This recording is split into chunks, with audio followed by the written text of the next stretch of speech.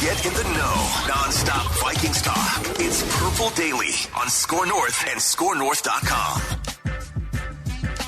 And it's Purple Access right now, which means it's Judd, it's Declan, and of course we switch off weeks. Some weeks it's Star Tribune sports columnist Chip Scoggins. Other weeks it is our buddy from Vikings Wire, Tyler Forness, who joins us for this show. We're going to talk about a very controversial issue, which I think is going to become a bigger talker if the Vikings do indeed lose and to the Carolina Panthers on Sunday. But before we do, we want to remind you that Purple Access today brought to you by our friends at the Minnesota Lottery. The new Lottery Vikings scratch game is the official scratch game of the Vikings. The Vikings might not be winning, but guess what? You can with the scratch game, up to $100,000, as you can see right there, or an away game trip. Second chance prizes also include season tickets. That's officially exciting. Minnesota Lottery, just say I'm in, must be 18 or older to play. All right, gentlemen, let's get to it. And I penned a column for Tyler, who is my boss at VikingsWire.com yesterday. And you can find that column right now on the Vikings Wire site, which is a great one-stop shopping place for all of your Vikings information and news. But if the Vikings lose on Sunday, Tyler, they're going to be 0-4. They are not the worst team, certainly, without a win, but at some point in time, it becomes rather hopeless. And you could do what the Vikings did in 2020, which is to try to win games and end up with like the 14th overall draft pick, 13th pick, or you can start to peel off some of the veteran parts on your team and actually say, we will try again next year. And we will do so with some draft capital that you can gain in trades before the October 31st deadline. So where do you stand on this? And I think it's before people get upset, players don't tank, but teams definitely can tank by trading away assets and guys that they deem could help them. But by this point, it might not be useful to get that help.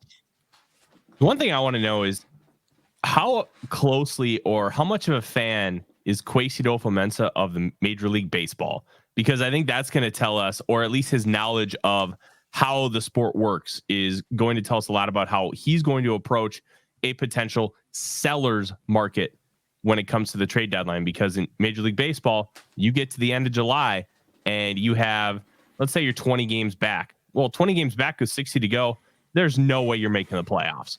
And that's when you become sellers. But it's not always about selling everything. It's about selling pieces you know will not be here next year and getting assets back for them. And that's kind of what I think the Vikings would approach it as far as trying to analyze, because Kwesi Adofo-Mensah explicitly said, we will not tank. But there's a difference between tanking and just understanding where you're at, because you can sell all these pieces. And I wrote an article for Vikings Wire earlier this week. Declan and I discussed it on Purple Daily on Draft on Monday. But guys like Ezra Cleveland, Jordan Hicks, Harrison Smith, none of these guys are probably going to be here next year. So if you sell them now, you're not necessarily tanking, but you're just understanding the situation you're in. And lo and behold, you get some assets back for them, and then you can package them to move around in the draft. You can make those picks. You can do a lot of different things. And I think that would be the direction that the Vikings go. Similar to 2020, 1-5 start, and they decided to ship off Yannick Ngakoue, and then still somehow Mike Zimmer led that defense to it might have been 2021, but they led him to 50 sacks. It was just absolutely absurd, the kind of pressure that he was generating just by his 21. scheme. But It was 21. Okay. But when you look at all those little nuances, the Vikings aren't going to full blown tank, but selling off pieces that won't be here, I think is very plausible. And if that's 0-4, Judd, I really hope somebody in the room asked that question. Now that we're sitting in an 0-4 spot, and I don't believe anybody's ever made the playoffs starting 0-4. Are you going to approach this like baseball and potentially sell off pieces that will not be here next year? Forno, how much should the Vikings want to try to get back to that third round pick? They don't have one for next year's draft as it stands right now. They didn't have a second round pick last year. And obviously, look, sometimes the price is worth the admission. They gave up the second to get TJ Hawkinson last year, but now they don't have a third for next year's draft. how much do you think that Kwesi Adofo-Mensah at least wants another bullet on that day 2 of the draft, whether that's getting another second or obviously just recouping that third that they lost? I don't know if it's necessary, but you'd obviously like to be there, right? Mm-hmm. The Vikings did not end up taking the route of trading back in the first round last year to recoup that second round pick.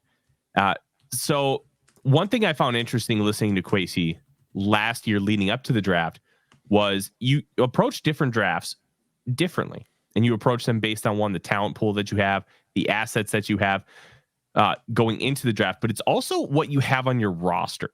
You don't want to draft 10, 12 guys every single year. Sometimes you need to do that to try and build up that infrastructure. Now, infrastructure isn't just starters. It's core special teamers. It's making sure that you have X, Y, and Z ready to go. So as best you can go into the draft and, hey, this guy's falling. Oh, we have 5 wide receivers. Yeah, but he's really good. And you have the ability to, okay, let's just take him because he's just that good. And that's what you want to do with some of this stuff.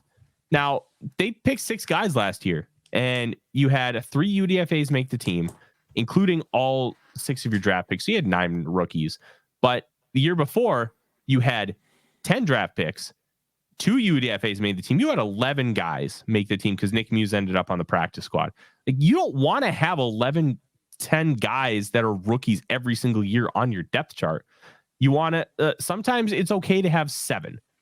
And next year, you're going to be looking at a team that's going to potentially have around 20 players who are vested with 1 or 2 years of experience that can really round out that back end of your roster. So, would a 3rd round pick be great? Yeah, but it all depends because the Vikings currently, I believe, have 7 selections, and 7 selections that will probably end up being more. You don't necessarily need to make all those picks just because of what you currently have on the roster. The answer to your question, Tyler Fornes, is only the 1992 Chargers started 0-4 and made the playoffs, being eliminated in the divisional round. So that's it, 1992. So let's go back to the philosophy here, though, in Kwesi, because I think this is a really intriguing question because 2020 is the parallel. That team started 1-5, went into the bye, as you just talked about, traded Ngakoue, who they had just picked up before the season. And I think we all thought, okay, now they're going to start to dump guys. You know, this is when you trade Kendricks, who you ended up keeping and got nothing for, or you look to trade Thielen, or you look to trade at that time a still incredibly productive, probably Harrison Smith. Rick Spielman didn't do that. And I've always contended that is in large part because ownership has never signed off on trading away numerous assets, even when it looks like a season is going wrong. But let's talk about this because there's a couple things here at work. One is with Kwesi. Competitive rebuild is a phrase that will follow him for the rest of his life. But I think it's my personal opinion that he came up with that phrase because and I'm not saying that this guy is working out, but when Ryan Poles, who was, I think, the Wilfs' first choice and ended up being GM of the Bears, when Ryan Poles came here, he documented a plan to strip this franchise down to the studs. And the Wilfs are like, we don't do that. And so Poles went to Chicago, convinced them to do that. Kwesi, really an inexperienced surprise hire for the job he got, came here. And I think the Wilfs said, we're not going to strip this down. And he's like, okay, what can I think of? Competitive rebuild sounds good. And in fact, in 2022, it worked out fantastic. Now, the other thing is this. Kwesi Adofo-Mensah is a stock market guy. He comes from, like, he doesn't have just a small background. That's how he started. So, Tyler, tell me this, because I think it's pretty simple. And let's remove the word tank, because tank's an ugly word. People get it's polarizing. Let's just say, looking at your portfolio, let's call the Vikings potentially 0-4 a portfolio. Looking at your portfolio and having a stock market background, there's no way that you can tell me that Kwesi Adofo-Mensah wants to hang on to what are still asset stocks on a losing proposition. I got to think that he's going to make a case, or at least personally believe, that the right move would be to shop guys. And I don't think that's, and that would probably help you lose. But I just think from his background, there's no way that that's not how his brain would work, right? So I want to answer the Spielman question here first, because you mentioned like, oh, they didn't sign off on trading Smith, Kendricks, and Thielen. The overarching thought there was those guys weren't on the downside of their careers and they could still help make a real run the next year. And I think that's why in this hypothetical, the Wilfs didn't sign off on it, because they want to remain competitive. This is different. Harrison Smith is 32. You had him take a pay cut this year. There were already rumors of him potentially retiring, and now you're not going to have him back on the roster next year. I think that is where the Wilfs will sign off, because it's a different situation. You're not hurting next year's team by doing so. And that's why I think you wouldn't see a guy like, hypothetically, like a Christian Darrisaw, where he's going to be here for a long time. You're not selling off those guys. You're not selling off a Byron Murphy, who you're expecting to bring back next year and be a real contributor.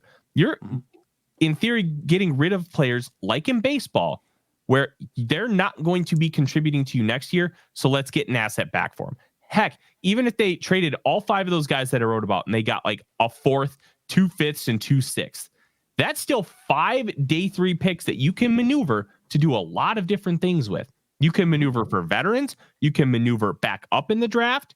You can maneuver down. You can do a lot. And I think that's where this competitive rebuild with that portfolio is. You're selling assets that you just know that you can't make money on. It's like right now we're looking at different options to be able to raise our financial assets so we can take care of some debt. Well, to do that, we might have to move money around from here over to here. And that's kind of what Kwesi's going to have to do here. He's going to have to determine, is he going to want to ride this asset out? Like, let's say hypothetically it's a 2-5 start, because over the next 4 games, 2-2, very plausible. All right. 2-5 start. Do you want Ezra Cleveland to play the rest of the season on his salary when you know you're going to get nothing for him, but somebody offers you say a 4th or a 5th? Maybe you take that and just be like, okay, Dalton Risner, slide in. And all of a sudden you have a 5th round pick and your production theoretically shouldn't go down much at all. That's where I think that's the path that would happen. And I'm fascinated to see how Kwesi Adofo-Mensah handles it. Forno, how quickly, or even not quickly, what's the better word for this? With the 2022 draft class being as poor and bad as it is, yeah, how quickly do you end up maybe bailing on a pick from that draft? As the players that they've selected, like Lewis Cine that might now have a hamstring injury, might be hurt, but does anyone take a chance on an Andrew Booth? You know, does anyone else take a chance on someone of these draft class that isn't looking too promising so far? And I know that the asking price is a day 3 pick at best, but is there any chance Kwesi ends up bailing on any of these 2022 picks if he can get even just something in return? No, it's always possible, but it depends on what the issues are that they see in the building. Because the one thing I noticed with like Lewis Cine, Andrew Booth Jr., Brian Asamoah, all not playing at all this year, they're all very aggressive players. And this scheme is very aggressive, but it requires a lot of discipline. And my theory is these players aren't disciplined enough to actually play in the scheme and for Flores to feel really comfortable with them. And it's less about overall talent, because if you play undisciplined, that's what's going to gash you. That's what's going to, like, Booth is by far the best example of this. His ability to put his foot in the ground and attack the football. So when a receiver makes his break, he just has that click and close ability. Well, with zero coverage, if you could just hit him with a slant and go, and all of a sudden you're giving up a 70-yard touchdown. Those things matter a lot here, where it's different from the Ed Donatel scheme, where it's designed to keep everything in front of you and not let anything beat you deep. And I don't know if he would necessarily give up on a guy, but I floated it out the other week because Kyer Elam was a healthy scratch week 1 for the Bills. He was a 1st round pick in 2022. Why not just do a swap? Elam for Booth. It's not working for both franchises. Gives each guy a fresh start. Elam has the man coverage ability that you want in a scheme like this. Maybe it could work. And I think if you're going to do something where you're going to move on from a guy, I think something like that is probably the route to go. where just give two guys a fresh start and don't just take like a 6th round pick for a guy that you took 42nd overall. Makes sense. And I think the thing that amazes me, to Declan's point about this draft class too, 4-0, is the fact that, for the most part, guys just aren't playing. And I keep saying this too, but I think the Cam Akers move has as much to do with whatever their disappointment is in Ty Chandler.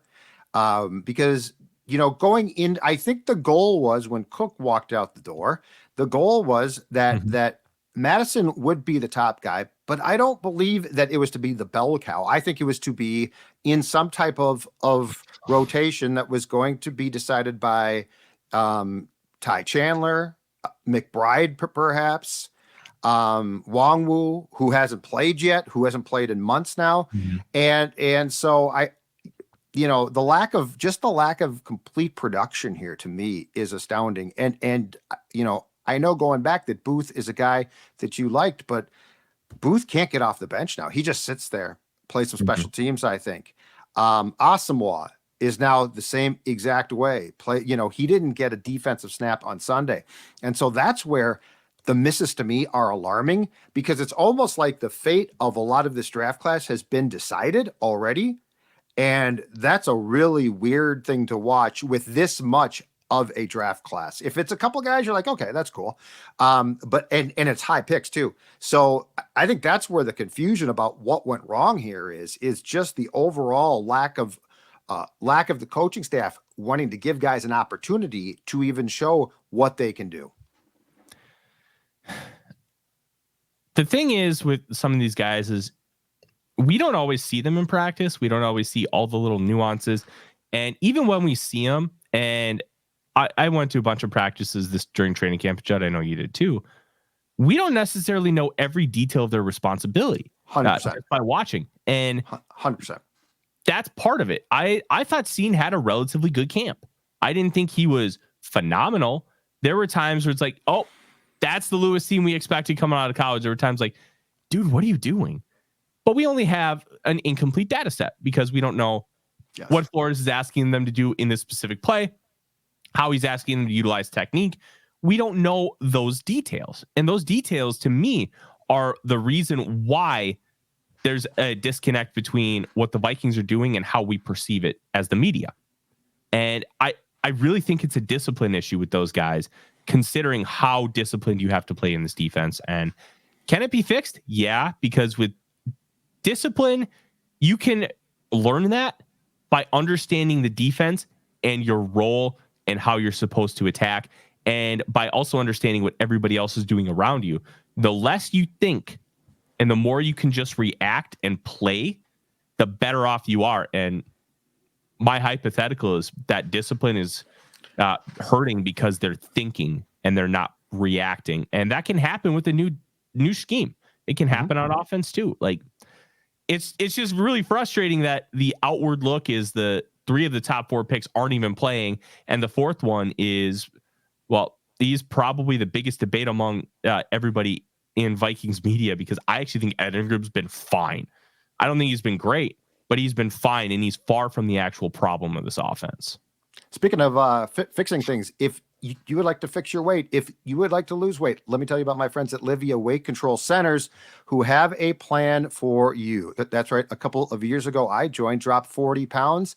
A bunch of people from the PD family have done exactly that. And I've gotten numerous notes in the last 2 years saying how great this program is. And guys, it's great because it's not a diet. It's a lifestyle change. It's a change that's effective, but it's a change that doesn't stop you from living your life. Sundays can still be fun. It's all about moderation, smart decisions. The dietitians and nutritionists at Livia are going to help you do exactly that. And have they got an offer for you right now? You join now, 3 months free, guys, 3 months for free. Imagine that, dropping weight, 3 months for free.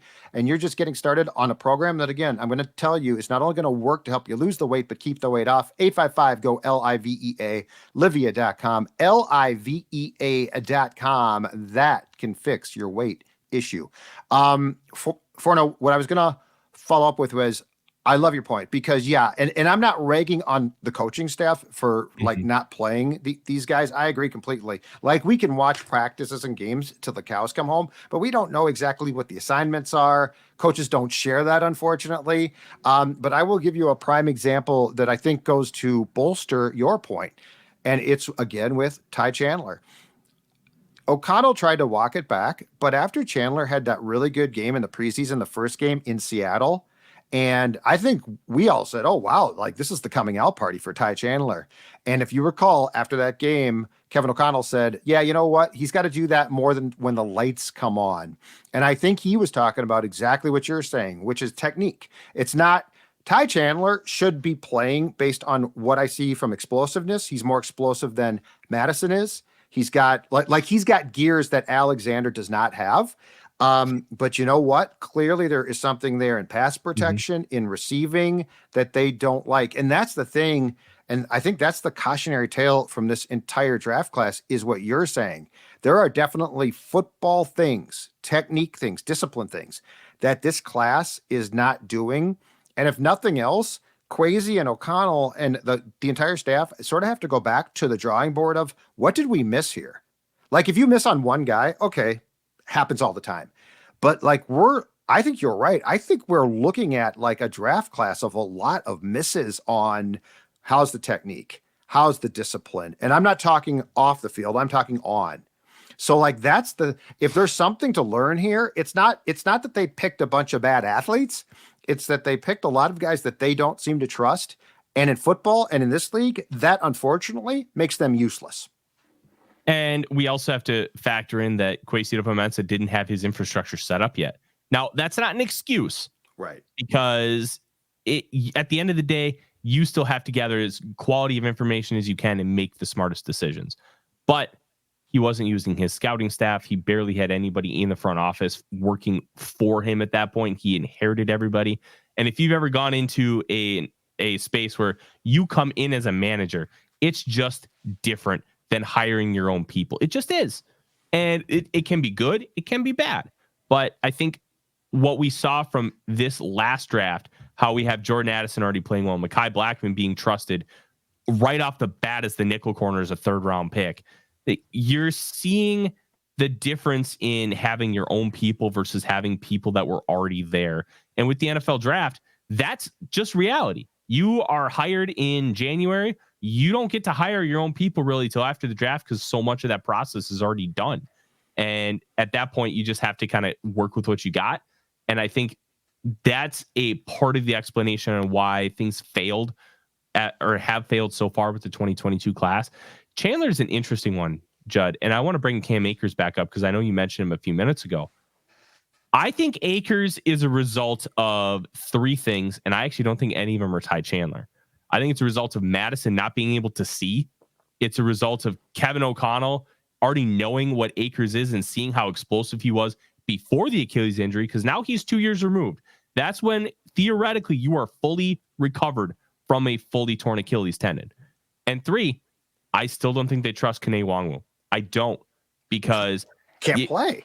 No. Well, even when he comes back, how can you trust him to be a running back? Like, how can you? Yeah. What has he shown in the public eye that he can actually play running back in the NFL and not just be a great returner? Because the answer is nothing. And it's not to say that he can't. We have no data that shows that he can. And with this running game the way it is, like, Madison probably should have scored a couple times on Sunday, but he can't see. Like, when he runs the ball, like that wide zone where he cut back, he sees out of the corner of his eye that Ingram and O'Neal have blocks, but he should understand with that play in that condensed of space, you really need to continue front side. And if he follows his blocks, he probably scores, but he tries to get a little greedy and cuts back and runs right into defenders. So where I do think that though that we have to point out that they don't trust Chandler is because of this. After the forward progress call, which was a bad call, Madison fumbled that ball. You bench him if you trust his backup. So like I think they're just hoping to reestablish some type of rotation here. I think Madison was never meant to carry as much. And I mean, yeah, you know what? He's well liked. So CJ Ham, that's great. But I think I think the reality is from a football standpoint, from a business standpoint here, they want to have a rotation in place. So yes, but I agree. Wongwu has disappeared. I know they're disappointed by that. They didn't see this coming. And yeah, you can't just put him back in there. He's small to start with. But they definitely came out of the spring workouts with an idea that, hey, this guy might be good. And, he got hurt with that back problem early in camp. And they can't get him back. Now he's been out. I think this will be game 4 of his IR stint. So Dex, sorry to interrupt. Go ahead. No, you're good, Judd. For know how much of an impact or how many snaps, I guess, do you expect guys like Cam Akers and now the newly added Dalton Risner to probably make on Sunday against the Panthers? Do you expect these guys to get at least limited or some type of maybe even significant snaps this Sunday against Carolina?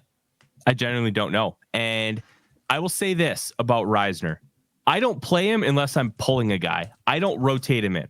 And reason being, continuity on the offensive line, it means a lot. And if you don't have to change out a guy, you don't. You don't want to rotate players in and out because it messes with communication. It messes with understanding like how guys play. So if I'm Brian O'Neill and I have Ed Ingram, I know how Ingram's going to pass off a stunt. I know how he's going to handle different run concepts. You put in a guy like Risner when you don't have to, all of a sudden things can get out of whack because now O'Neill has to think, how is he going to handle this? How is he going to play that? And thinking is what costs you in the National Football League. You can't think.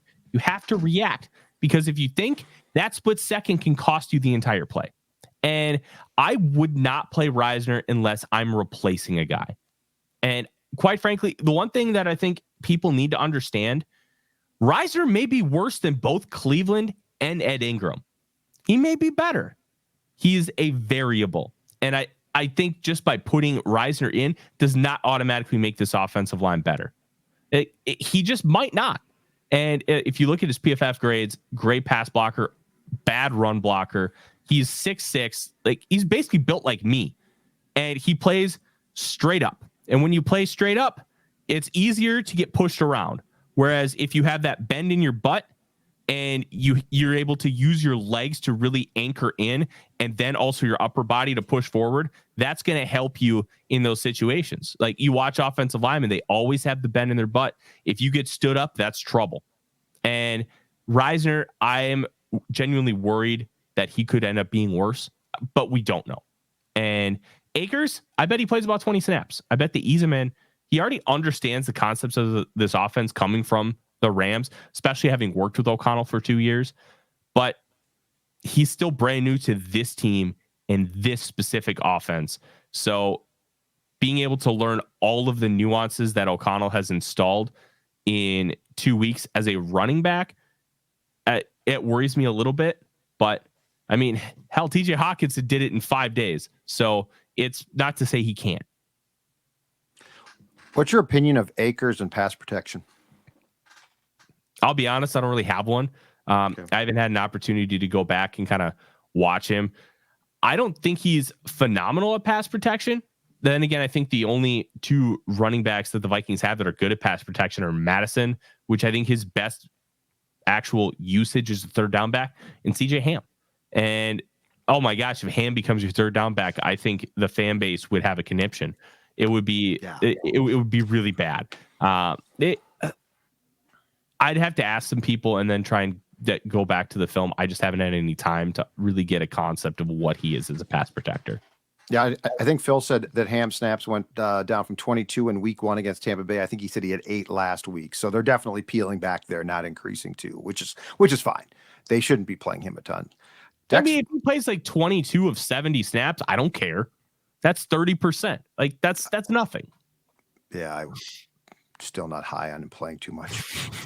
Sorry about that. Dex, final questions, or I think we're good here. Tyler, thank you very much. As always, great stuff. And check out his work and my work at VikingsWire.com. Hit the subscribe button for daily Minnesota Vikings entertainment. This has been Purple Daily, where we just want to see the Vikings win a Super Bowl before we die.